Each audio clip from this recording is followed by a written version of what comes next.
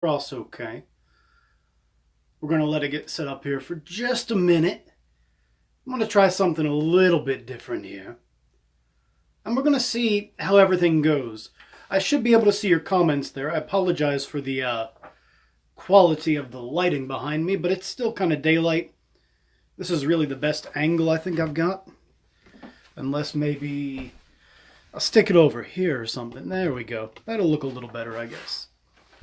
Anyway, I seen Godless Journey, I think, responded to this video, 10 questions for atheists, from an atheist. And I thought I'd go ahead, I wrote them down so I can do a live stream response to them. A little easier. You can check out the video in the description if you feel like it. And if everything goes well, I should see your comments here if you feel like leaving them or whatever. So anyway, I hope everyone can hear me all right.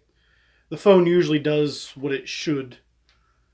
And as I said, you can see the link down below.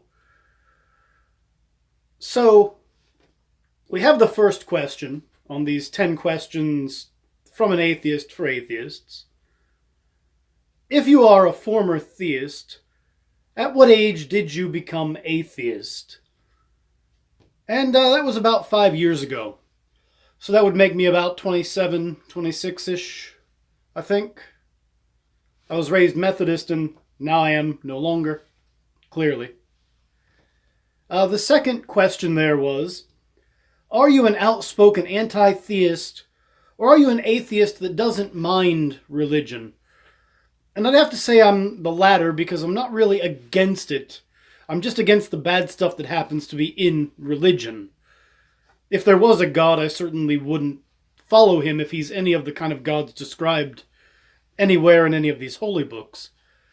Because I don't think an all-knowing, all-seeing, ever-present, all-powerful God who allows things like childhood cancer to exist is really worthy of my praise, you see. 3. What do you consider to be the best argument for a God? Well, I think the best argument for a God would be one that we haven't seen yet. One that shows us evidence of, such a God existing, or whatever. So that would be my main idea anyhow. Number 4, what do you consider to be the best argument against a God? Again, there doesn't seem to be any evidence for one. So that's kind of what I'd have to go with. We don't see a God anywhere in the world. We don't see any evidence for one.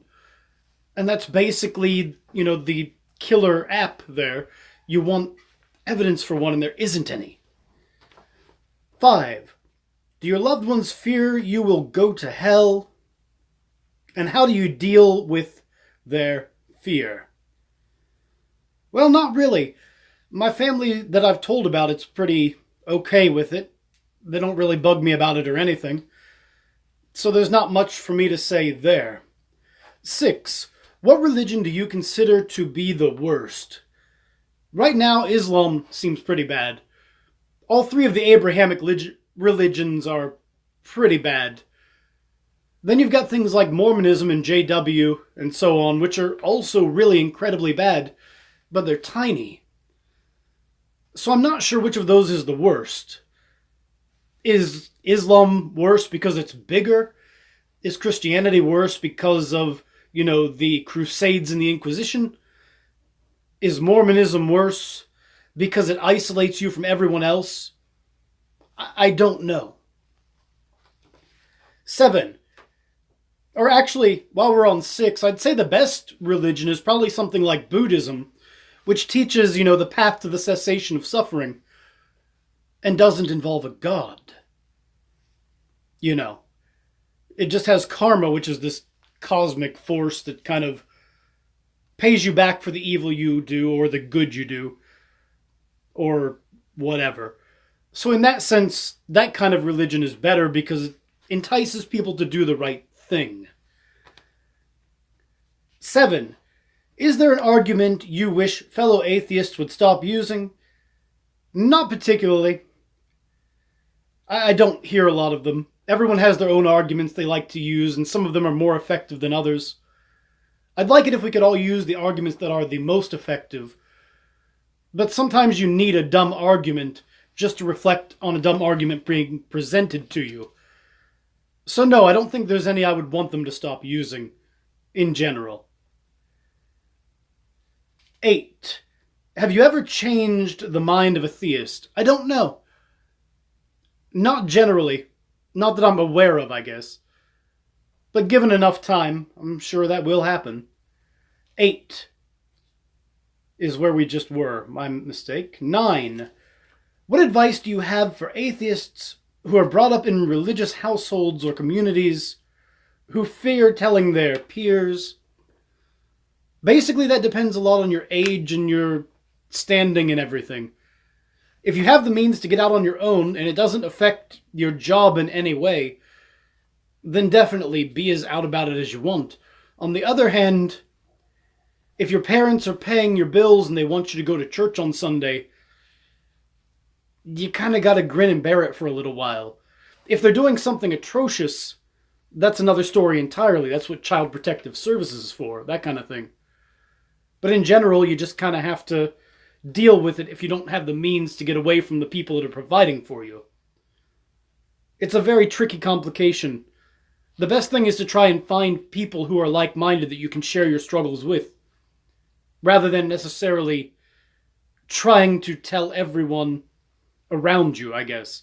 Don't hide anything. But if lying keeps you safer, that's not necessarily a bad thing, I guess. 10. What do you think of the gay Christians or the gay Muslims who identify that way, who are still Christian even though, regardless of what the video says? Or what the book says, rather. And to that I'd say, you don't identify as that, you are that. Your sexuality doesn't change based on what book you believe in.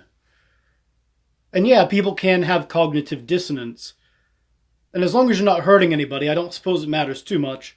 It's better to be inclusive than exclusive in this regard. Also, I just got a notification here that my networking isn't the greatest right this minute. So this video might not look very good right now. And I apologize for that. There's not a whole lot I can do about that, apparently. Maybe this room is just really bad for that kind of thing. Anyway, just wanted to do that real quick. That was a pretty quick, easy little thing to do. If you're watching this, hopefully it'll buffer up a little better as time goes on, maybe? I don't know. But anyway, this has been Reverend JR. Thank you for tuning in. Hit the like button, hit the dislike button, I don't care. And as always, signing off.